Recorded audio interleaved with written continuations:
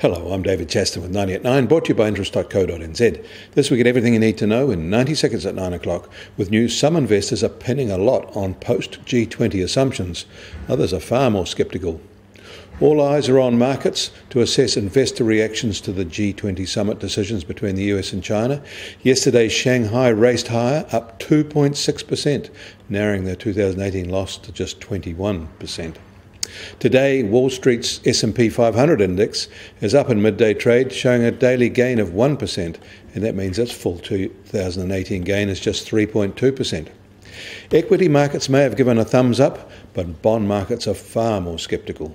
In fact, the US 210 curve is now under 17 basis points, and at that, it's its lowest level since June 2007. This is a sharp reduction from yesterday's 20 basis points and last week's 23 basis points. But at least it's not negative yet. In 4 of the past 4 instances where this differential turns negative, the US falls into a recession lasting at least 6 months.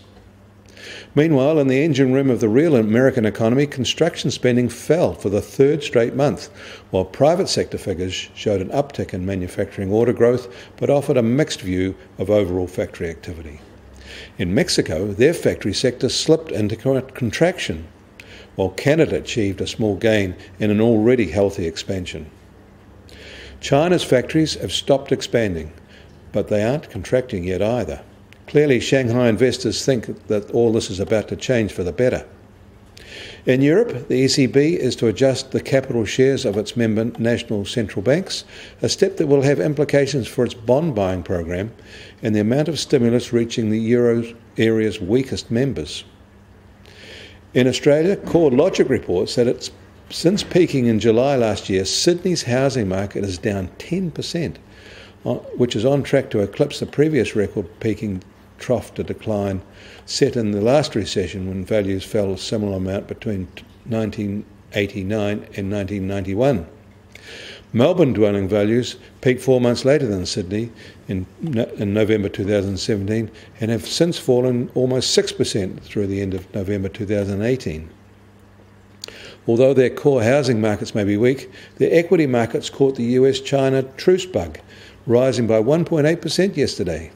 Those investors are betting that China is the winner here and they will need more of what Australia sells them. The only problem is that they're not looking at the iron ore price. It fell 10% over the past few days. Tomorrow we get GDP data from Australia's 3rd quarter growth. It is expected to come in at 3.3% positive, just marginally lower than the 3.4% result for the June quarter.